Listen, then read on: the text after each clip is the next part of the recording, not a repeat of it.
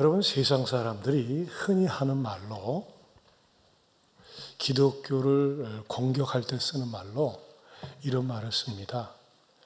왜 기독교는 그렇게 극성스럽고 지들밖에 모르느냐. 예를 들면 미륵산을 올라가려고 하면요, 그 산에 등산하는 길이 딱 한 길만 있습니까? 아닙니다. 길이 굉장히 많습니다. 마찬가지로 모든 종교는 하나로 통하지 않느냐. 천국이나 극락이나 같은 말 아니냐. 다 좋은 데 가는 건데 왜 기독교인들은 자기네들만 믿어야지 천국에 간다고 주장하냐. 좀 세게 하면 우겨대냐. 그렇게 얘기를 합니다. 자, 그런 말들을 들을 때 우리가요, 어떤 성경적인 논리적인 답변이 없으면 괜히 움츠러듭니다. 그리고 참 어저께도 부끄럽게도 몇몇 목사들이 사회적으로 저지른 그런 추악한 일들 때문에 거봐라 거봐 목사놈들 쳤다고 짓이나 하고 교인들 이용해 먹고 하면서 욕을 바가지로 합니다. 뭐 욕을 먹을 땐 먹어야죠. 어떻게 하겠습니까? 목사들이 잘못한 것에 대해서는. 하지만은 여러분, 우리가 정상이 하나라고 해서 가는 길이 여럿인 것처럼 종교도 각자 취향과 성격과 교리만 다를 뿐이지 똑같은 데 가는 것이다라고 가르치고 얘기하는 다른 종교인들에 대한 우리 그리스도인들이 어떤 태도와 어떤 말을 가져야 할까요? 일단은 우리가 다른 종교인들에 대해서 그들을 무시하거나 경멸하거나 업신여기는 태도를 가져서는 안 됩니다. 이번에 교황이 무슬림들의 발을 씻어주는 장면은 참 아름답습니다. 그러지 않습니까? 왜? 모든 사람은 하나님 앞에서 다 소중한 하나님의 형상으로 지음을 받았기 때문에 그렇습니다. 그런 부분에 있어서는 우리가 말이죠, 똑같은 마음을 가져야 돼요.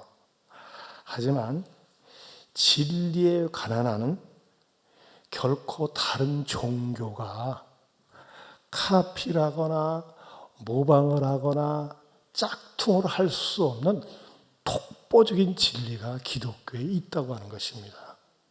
짝퉁이나 모방이나 카피나 똑같은 말인데 어쨌든지 간에 여러분들이 이걸 알아야 돼요. 그걸 모르게 되면 어떻게 되느냐? 이 세상에 다른 종교랑 똑같다는 말 속에 휩쓸려 가가지고 내가 가지고 있는 신앙마저도 어떤 위기를 당할 때, 어떤 어려움을 당할 때 쉽게 내팽개치거나 버릴 수 있다고 하는 것입니다. 오늘 본문은 예수님과 절친이었던 나사로가 죽었습니다. 그래서 예수님이 문상을 간 거예요. 원래는 그 나사로 집에 그 누이들이었던 마르다와 마리아가 나사로가 죽기 전에 연락을 했었어요. 예수님, 우리 집 신방 좀 와주세요. 왜? 우리 오빠 나사로가 아주 몹쓸병에 걸려가지고 시들시들한데 예수님 그동안에 많이 다니면서 중환자들 많이 고쳐주셨잖아요. 그러니까 우리 오빠도 좀 이번 기회에 좀 고쳐주세요. 응, 그래, 알았어. 그렇게 예수님이 대답하시고 나서 워낙 예수님도 사역이 많다 보니까 일을 미루다 보니까는 제때 맞춰서 신방을 못 갔어요. 다시 연락이 왔어요. 예수님 오시지 마세요. 왜? 우리 오빠 죽었어요. 그래도 의리가 있지. 니네들하고 나하고 관계가 평소 그런 관계가 아니잖아. 하면서 예수님이 이 고 나사로 집에 이제 간 거예요. 가니까는 마르다가 나와서 영접하면서 하는 말이, 아이고 예수님 좀 진작에 오시려니까 이제 오셔가지고 이제 다 끝났어요. 별일 없어요. 그때 예수님이 뭐라고 그러느냐? 그래, 다도 슬프구나 괴롭구나 그러셨어요. 그 여동생들이 다 끝났어요. 이미 죽어서 더 이상 손 쓸 수가 없어요 했을 때 하신 말씀, 오늘 말씀이에요. 그 말씀을 다시 한번 읽어보겠습니다. 25절에서 27절 다시 보겠습니다. 시작. 예수께서 이르시되 나는 부활이요 생명이니 나를 믿는 자는 죽어도 살겠고 무릇 살아서 나를 믿는 자는 영원히 죽지 아니하리니 이것을 내가 믿느냐 이르되 주여 그러하여이다. 주는 그리스도시요 세상에 오시는 하나님의 아들이신 줄 내가 믿나이다. 예수님 자신이 나는 부활이야, 나는 생명이야, 나를 믿는 자는 죽어도 살고 또 영원히 살아서 나를 믿는 자는 영원히 죽지 않아.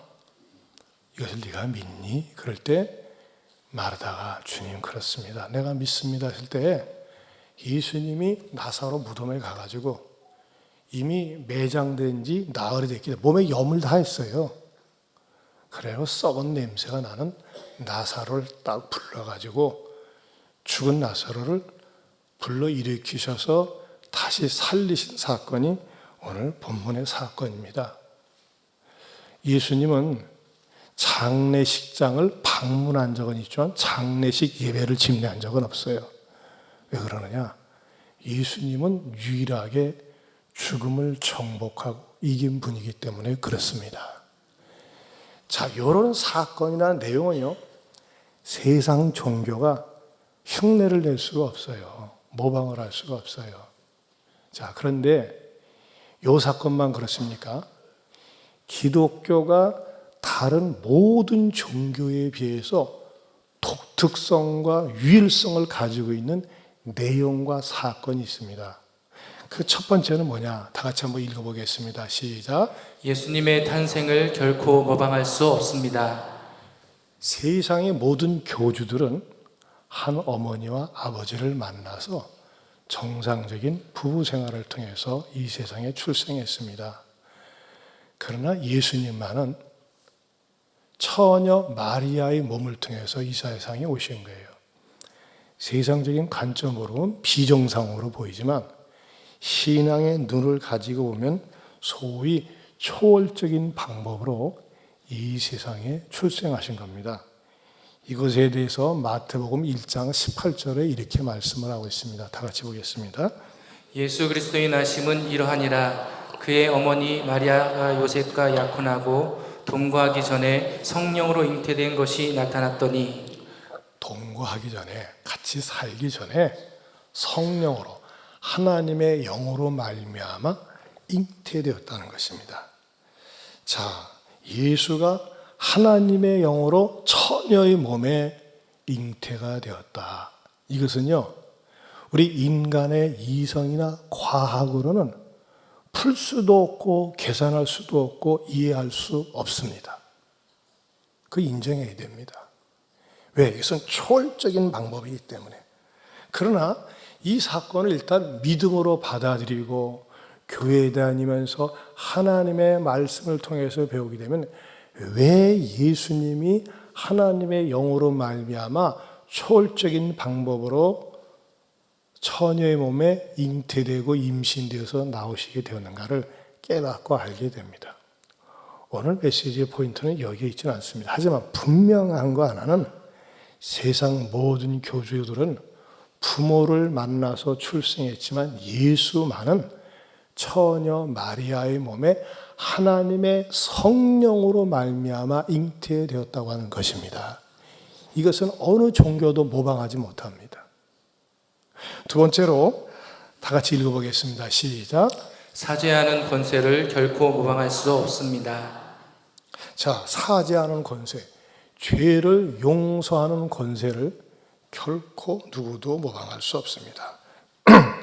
예수님께서 한 번은 가버나움 회당에서 말씀을 가르치고 있는데 4명의 친구가 중풍병에 걸려서 식물인간 된 한 친구를 데리고 왔습니다. 식물인간 된 친구를 데리고 올 때 목적은 병 고침 받기 위해서 왔어요. 근데 너무나 사람이 많으니까 들어올 수 없으니까 지붕을 뜯어내고 이렇게 달아내렸습니다. 그때 예수님이 그 광경을 보시고 뭐라고 말씀하셨느냐? 마가복음 2장 5절입니다. 다 같이 읽어봅니다. 시작. 작은 자야 내 죄사함을 받았느니라. 내 죄사함을 받았느니라 선언을 하셨어요. 죄 때문에 병이 온 걸 안 거예요. 그때 그 옆에 있었던 종교 지도자들이 분노를 했습니다. 아니, 지가 뭔데? 우리 한번 마가복음 2장 7절을 보겠습니다. 시작. 이 사람이 어찌 이렇게 말하는가? 신성 모독이로다. 오직 하나님 한 분 외에는 누가 능히 죄를 사하겠느냐? 네, 하나님 한 분에는 누가 능히 죄를 사하겠느냐 하면서 막 분노를 했습니다. 이 말은 무슨 말입니까? 예수님이 하나님의 아들이시면서 하나님이기 때문에 이 죄사함의 선언을 하실 수 있었다고 하는 것입니다. 여러분, 인류 역사상 어떤 인간도 사람이 하나님께 지은 죄, 원초적인 죄, 근본적인 죄, 그 어떠한 죄도 용서할 수 있다. 우리가 살면서는 서로가 산 가운데 그런 거 용서할 수 있겠죠. 하지만 근본적인 죄의 문제를, 하나님 앞에 지은 죄의 문제를 용서받을 수 있다고 선언하시는 이는, 아니 사죄의 권세를 갖고 계신 이는 예수밖에 없다고 하는 것입니다.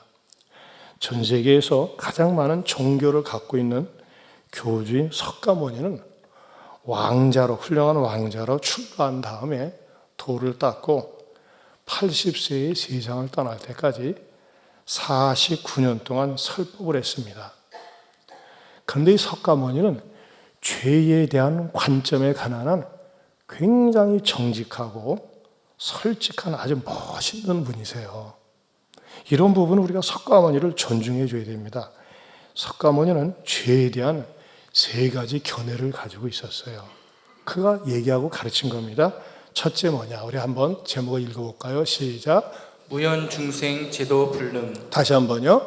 무연중생 제도 불능. 이걸 풀면 어떻게 되느냐? 내용도 읽어보겠습니다. 시작. 신은 죄 많은 중생을 구원할 수 있어야 하는데 자기는 신적 연분이 없어서 중생을 구원할 수 없다는 것입니다. 자기는 신적 연분이 없다. 자기는 신이 아니다 그랬어요. 그래서 신이라고 하면은 죄 많은 중생을 구원할 수 있어야 되는데 나는 신적인 관계가 없어. 그래서 자기는 신이 아니다 그랬어요. 두 번째 뭐라고 그랬느냐? 시작. 업보 중생 제도 불능. 다시 한번. 업보 중생 제도 불능. 자, 내용을 읽어보겠습니다. 시작. 자기가 신이라면 중생의 모든 죄를 사하여 줄 능력이 있어야 하는데 자기는 그렇게 할 수 없으므로 신이 될 수 없다는 것입니다. 신이라고 하면은 모든 중생, 많은 사람들이 죄를 짓는데 죄를 사해 줄 수 있는 능력이 자기에게는 없다는 것입니다. 자기는 인간이라고 하는 거예요. 얼마나 인간성이 멋있는지 몰라요. 이 3번째는 기가 막힌 고백이고 선언입니다. 3번째 시작. 3세 중생 제도 불능. 다시 한번. 3세 중생 제도 불능. 뭐라고 얘기하고 있어요? 내용을 시작. 신이라면 과거, 현재, 미래를 주관할 수 있어야 하고 시간과 공간을 초월할 수 있어야 하는데 자기는 그렇게 할 수 없으므로 중생을 구원할 수 없다는 것입니다. 여러분 보세요. 신이라고 하면 과거, 현재, 미래를 주관할 수 있어야 되는데 자기는 태어난 그거밖에 외에는 제한을 받는다 이거예요. 그 외에는 다른 데 못 가. 시간과 공간의 제한을 받기 때문에 그런 의미에서 많은 중생을 구원할 수 없다 그랬어요. 이건 석가모니 자신이 한 말입니다. 얼마나 솔직한지 몰라요. 자, 그런 의미에서 여러분, 죄의 사함을 줄 수 있는 권세는 어느 인간도 모방할 수가 없습니다. 그리고 하나님을 떠나 살았던 죄악의 문제를 인간 가운데서 어느 누구도 해결할 수 있는 존재가 없었고 오직 예수 그리스도만이 죄 용서를 선언할 수 있고 죄 사할 수 있는 권세가 있다고 하는 것입니다. 아멘입니까? 그 다음에 3번째로 중요한 게 있습니다. 다 같이 보겠습니다. 시작. 부활을 결코 모방할 수 없습니다. 여러분, 사람이요, 많은 사람에게 영향력을 끼친 사람일수록 또 사람들에게 유명한 사람일수록 무덤이 화려하고 그리고 그것을 갖다가 굉장히 존중히 여깁니다. 그리고 후대 사람들이 그 무덤을 자꾸 찾아가요. 여러분, 전 인류 역사상 가장 큰 무덤이 무슨 무덤인지 아세요? 중국의 서안에 있는 진시황의 무덤입니다. 동쪽과 서쪽으로 길이가 80m, 남북으로 50m, 높이가 15m 크기의 무덤입니다. 세계에서 제일 큰 무덤으로 기록되어 있고, 이 무덤을 만들기 위해서 40년 동안 70만 명이 동원되었다고 합니다. 네, 여러분들은 아무렇지도 않죠. 이야, 대단해요. 왕의 권세라고 하는 게. 이집트 가자에 가면요, 피라밋 무덤도 기상천외합니다. 밑변의 가로와 세로가 230m고 높이는 210개의 돌단으로 되어 있습니다. 그 돌단 하나하나가, 이집트는 제가 95년도에 갔을 때도 본 거지만요, 주변이 전부 다 사막이에요. 사막인데 그 가운데서 2.5톤에서 10톤 되는 돌만 250만 개를 가져왔습니다. 그리고 20년 동안 10만 명이 동원되어서 만들었습니다. 뭘 위해서요? 묘자리 하나, 왕의 무덤 하나, 그것을 세우기 위해서. 제가 갈 당시에는 일부를 주니까 여기 누울 수 있대요. 그래서 한번 누워본 적이 있어요. 그걸 위해서 이렇게 만들었습니다. 또 상동성에 있는 공자님 묘는 30번 이상 증개축을 했는데 22만 제곱미터의 땅에 공자 기념 성전이 있습니다. 가로 54m, 세로 34m, 높이 32m입니다. 우리가 흔히 세계 3대 종교하면 불교, 회교, 기독교 하지 않습니까? 자, 그런데 회교의 창시자인 마호멧은 어떻습니까? 이 마호멧의 무덤은 어디 있는 줄 아세요? 사우디아라비아 메디나에 있는 그 모스크 사원이 있습니다. 그 모스크 사원을 보세요. 어마어마합니다. 이 사우디아라비아에 있는 모스크 사원입니다. 여기에 말이죠, 1년이면 반드시 회교도들은 방문하는 걸 영광으로 삼아요. 여기서 이렇게 돌다가 죽으면 순교라고 하지 않습니까? 그런데 이 모스크 사원의 안에 뭐가 있느냐? 무엇을 보러 가느냐? 파란 돔 보이십니까? 파란 돔? 그곳이 바로 마호멧의 무덤이에요. 그곳이 뭐라고요? 마호멧의 무덤이에요. 이렇게 세계 종교인들은요, 자기네 교주의 무덤을 자랑해요. 구경 가고 숭배하고. 여러분, 그러면 부처 무덤은 어떻습니까? 부처는 그가 80에 죽을 때에 누구를 추종하지 말아라, 경배하지 말라 그랬어요. 나 자신도 경배하지 말라 그랬어요. 나는 신이 아니기 때문에. 그리고 스스로 성불이 되라 그랬어요. 스스로 등불이 되라 그랬습니다. 그러면서 석가모니가 죽은 다음에 화장을 해서 그 석가를 기념한 높이 46m의 별탑을 세우는데, 화장한 다음에 석가의 몸에서 난 유골이 있습니다. 뼈다구. 그걸 갖다 뭐라고 그래요? 고상한 말로 살이라고 그래. 특별히 석가모니에게서 나온 거기 때문에 진신살이라 그래요. 우리는 살이다 그러면 뭐 고상한 말처럼 뼈다구예요, 유골을. 그걸 살이라고 하는데, 그 살이를 8등분 해가지고 8개국에 보냈습니다. 8개의 나라에 보내가지고 그 석가모니의 뼈다구를 중심으로 해서 탑을 세웠어요. 그게 뭡니까? 석탑이라고 그러죠. 석탑이라고 하는 것은 석가모니의 무덤이라는 거예요. 그래서 우리나라에도 말이죠, 최초로 진신사리가 들어왔는데 그 봉안된 5개의 절을 가리켜서 소위 5대 보궁이라 그렇게 얘기하지 않습니까? 그러니까 석가의 살이, 석가의 그 유골을 보관하기 위해서 만든 게 거창하게 고상하게 하면 석탑이지만 석가의 무덤이라고 하는 것입니다. 한마디로 이 탑은 말이죠, 석가의 몸처럼 대하는 부채 숭배의 장소였다고 하는 것입니다.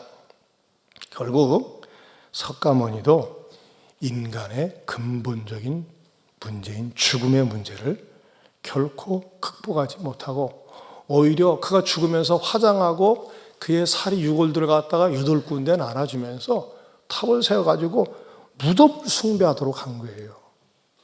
그럼 예수는 어떻습니까? 예수도 무덤이 있어요. 근데 어떤 무덤입니까? 빈 무덤입니다. 아리마대 요셉의 무덤을 빌렸어요. 저는 이 현장을 직접 가봤는데 그 돌문이 어마어마하지 않습니까? 그 안에 들어가면 어때요? 그 안에 들어가면 이렇게 말하자면 지금 이렇게 전시를 해놓고 있습니다. 아무도 있지 않았던 텅 빈 무덤이에요. 왜? 예수님은 죽으신 다음에 돌무덤에 매장되어 있다가 3일 만에 부활하셨다고 하는 것입니다. 여러분, 예수님이 죽었다가 3일 만에 부활했다. 봤냐? 증거 있냐? 그럼 뭐라고 얘기했어요? 여러분, 요즘 말이죠. 우리 사회에 이상하게 잘못된 계모 때문에 어린아이들을 살해하고 몇 년 전에 어디에 매장했는데 가지고 뉴스 보면 맨날 경찰관들이 막 찾으러 다니잖아요. 유골 찾으러 다니잖아요. 근데 분명히 그 자기 자식을 죽인 사람들이 내가 죽였습니다. 그래도 왜 굳이 이미 흔적도 없는 뼈다구를 찾으러 다니는 겁니까? 여러분, 어떤 재판에 있어서 그 사람에게 죄를 정하기 위해서는 증거가 있어야 돼요. 증거가. 그래서 뼈다구라도 찾는 거예요. 그리고 어떠한 사실이 진실이 되기 위해서는 뭐가 됩니까? 결정적인 증거가 있어야 돼요. 무슨 사고가 났다, 어떤 일이 있다, 무슨 일이 있다 할 때는요, 그 사고나 사건에 대해서 분명하게 본 증인이 자기면 안 돼요. 자기면은. 누가 그 사람 말을 믿어요? 그 사람의 말을 뒷받침해 줄 수 있는 제3자가 한 사람 있어야 되고, 제3사람보다는 두 사람이 더 좋고, 두 사람보다는 세 사람이 그 사건을 똑같이 목도했습니다. 나도 보았습니다. 나도 그 자리에 있었습니다. 그래가지고 서로 쌍방이 다른 데 놓아도 똑같이 얘기할 때 그 증거는 사실이 되고 진실이 되는 것입니다. 그렇다면 예수 그리스도가 부활한 사건은 예수만 혼자 이렇게 떠올리고 얘기하는 건가? 증거가 있는가? 너무나도 명확한 증거가 있다고 하는 것입니다. 먼저는 막달라 마리아가 무덤을 찾아왔다가 부활하신 주님을 만났고, 그 다음에는 말이죠, 예수님께서 다락방에서 무서워가지고 자기네들도 예수가 체포된 다음에 체포돼서 죽으면 어떻게 하는가 벌벌 떨고 있을 때 예수님이 이 닫혀진 집안의 공간을 초월해서 들어오셔가지고 살아계신 주님의 모습을 보여주었어요. 그때가 10명의 제자들이 있었습니다. 어머나 예수님, 그래 두려워하지 마, 너에게 평안이 있을지어다 하면서 부활하신 몸을 보여주셨어요. 근데 앞에 보면 그 자리에 도마가 없었어요. 도마가 어딜 놀러 갔나? 도마가 돌아온 다음에 우리 예수님 봤어, 부활하신 예수님 봤어. 웃기는 소리 하지 마, 웃기는 소리 하지 마. 나는 있잖아, 내 두 눈으로 그냥 반에 못 자고 창에 찔린 자고 확 봐야지만 믿어 하면서 그가 막 소리 지를 때 우리 주님께서는 어떻게 하셨느냐?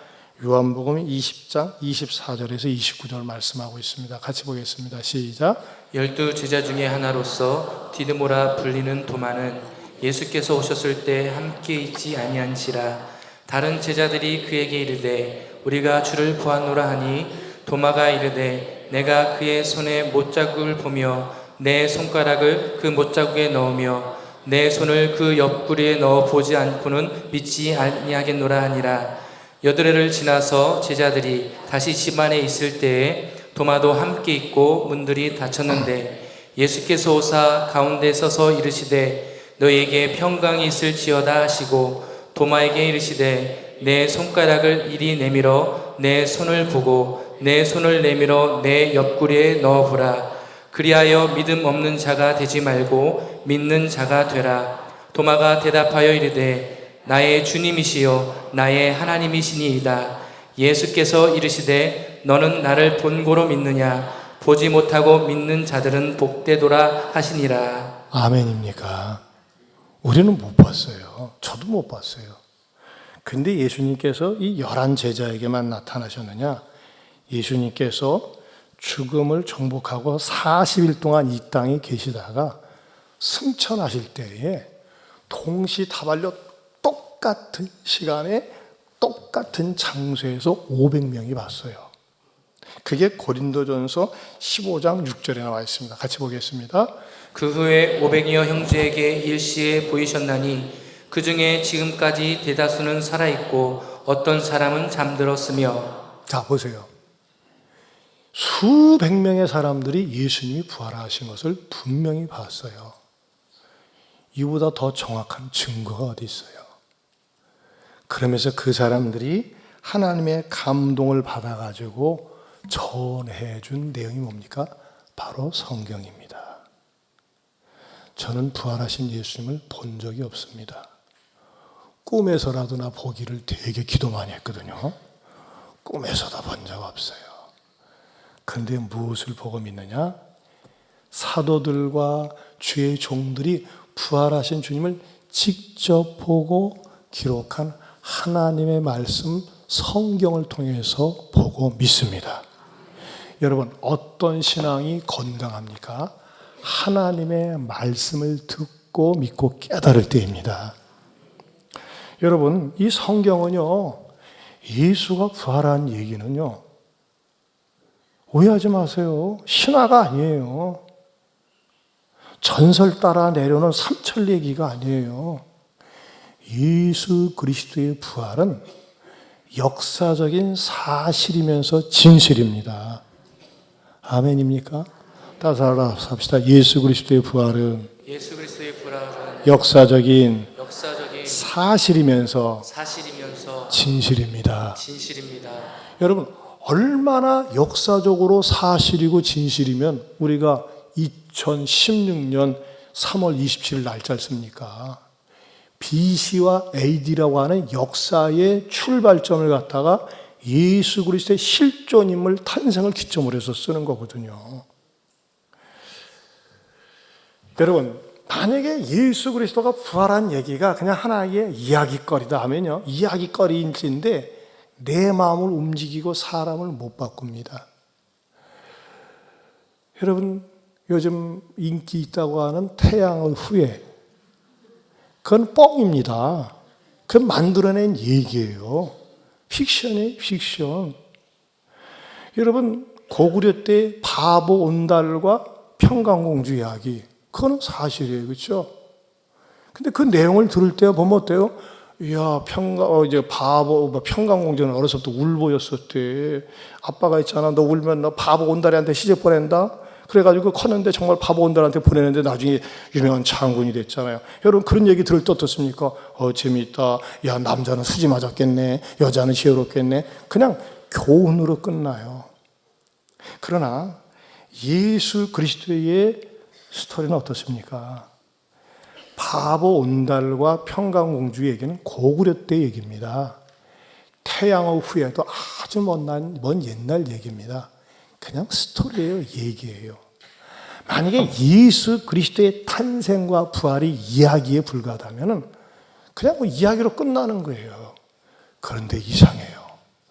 예수 그리스도에 대한 이야기를 들으면요, 가슴이 뜨거워지고 내 가슴을 뭉클하게 하고 정말 하나님의 임재를 느낄 수 있는 변화와 삶의 역사가 다이나믹하게 생명력 있게 역사한다는 겁니다. 왜 그렇습니까? 예수 그리스도는 지금도 살아 계셔서 부활의 영으로 이 자리에 함께 하시고 우리의 삶 가운데 함께 하십니다. 참 여러분 앞에 너무 죄송한데 저도 이 양 몹쓸 감기에 걸려가지고 새벽 한 2시, 3시 되면 이 감기가 막 나를 건드려가지고 그냥 캑캑거리는데 진짜 괴롭더라고요. 막 가슴을 후벼파는 기침을 해요. 그래도 어떻게 합니까? 주님, 비록 제가 감기가 나를 건드려가지고 내 목소리를 건드려서 마음껏 설교 못하게 하지만 나는 부활하신 주님을 믿습니다. 그런 고백이 나오더라고요. 사랑하는 성도 여러분, 저는 여러분들이 예수 그리스도가 부활하셨다고 하는 이 사실과 진실을 내 것으로 내 마음속에 영접하고 받아들임으로 말미암아 예수 그리스도의 부활 신앙이 여러분들의 삶을 다이나믹하게 능동적으로 만들어 주시기를 축원합니다. 세상 종교는 고상해요. 불교 고상합니다. 그러나 죽음에서 끝나는 거예요. 그러나 기독교는 죽음에서 끝나는 게 아니라니까요. 죽음에서 새로운 출발이 시작되는 거예요. 여러분, 어떤 물건을 좋다고 해서 사는데 짝퉁이야, 가짜야, 얼마나 분하겠어요. 세상 종교가 그래요. 난 세상 종교를 비난하려는 게 아니에요. 제가 역사적인 사실과 근거를 가지고 여러분에게 말씀을 드렸잖아요. 석탑이라는 게 뭐예요? 부처님의 죽음을 갖다가 기리는 거라니까. 왜 죽음을 기려요? 훌륭한 것으로 말지. 예수 그리스도는 무덤이 없어요. 그분은 부활하셨고 영광 가운데 언젠간 다시 재림하십니다. 믿습니까? 이 믿음이 갈수록 좋아지고 깊어질 때 어떠한 일이 우리의 삶 가운데 일어날까요? 네 번째로, 부활신앙은 어떠한 난관에도 담대함을 준다고 하는 것입니다. 우리가 인생을 살면서 위기와 어려움을 만나고 겪을 때가 있어요. 그런데 이 부활신앙, 천국신앙은요, 위기로 하여금 오히려 위기를 느끼게 만들어요. 선미아라고 하는 자매가 있었어요. 그가 전도를 받고 교회 와서, 이야, 기독교의 진리는 부활하신 예수 그리스도를 믿는 거야. 그 예수님을 자기 자신의 구세주 하나님으로 믿으면서 말이죠, 신앙생활을 아주 능동적으로 적극적으로 하는 거예요. 여러분, 왜 신앙생활이 뜨뜻미지근하고 우유부단합니까? 부활의 주님을, 이 진리를 내 것으로 받아들이지 않기 때문에 그래요. 이 진리를 받아들이면요, 가만히 있을 수가 없어요. 전하고 싶어요. 나누고 싶어요. 증거하고 싶은 거예요. 그런데 이렇게 부활신앙을 가지고 열심히 사는데 사건이 일어났어요. 어느 날 저녁에 아파트 주차장에서 주차하고 내리려고 하는데 어떤 남자가 탁 나타났더니 꼼짝 마 하면서 말 바로 회칼을 갖다 엮고 탁 대는 거예요. 차에 타. 하더니 말이죠, 끌고 가서 조수석으로 밀어넣더니 말이죠, 탄 다음에 목에다가 칼을 탁 댄 다음에 내가 시키는 대로 하면 꽉 죽여버려. 이 자매가 말이죠, 온몸이 얼어붙었대요. 온몸이. 얼마나 무서운지 손가락 하나 움직이지 못하겠대요. 여러분, 그러지 않겠습니까? 그러면서 이 강도가 칼을 몰면서 가는 겁니다. 운전대를 잡고 운전을 하면서 갔습니다. 왜 어디 가다 세우느냐? 인적이 없는 공사장에 차를 세워놓고 테이프로 이 손미아 자매를 갖다가 꽁꽁 묶고 말이죠. 온몸을 묶고, 말하자면 지갑을 뒤지는 거예요. 지갑을 뒤져가지고 돈을 꺼내고 카드를 꺼내는 거예요. 근데 이 자매의 마음속에 놀라운 일이 갑자기 일어났어요. 가만히 있어봐. 내가 이제 죽겠구나. 그런데 나는 죽어도 천국에 갈 수 있는데 이 강도는 천국에 못 갈 거 아니야. 하면서 강도가 너무나 불쌍해 보이더래요. 그래서 이랬대요. 아저씨, 예수 믿으세요? 헛소리하고 자빠졌네. 아니, 아저씨. 나는 아저씨가 칼을 들이대니까 무섭고요. 아저씨가 나 죽일 수도 있잖아요. 그러나 저는 부활하신 예수님을 믿기 때문에 천국에 갈 자신이 있어요. 아저씨는 이렇게 살다가 천국 갈 수 있어요? 야, 개소리, 헛소리 집어쳐. 나는 돈이 째고야.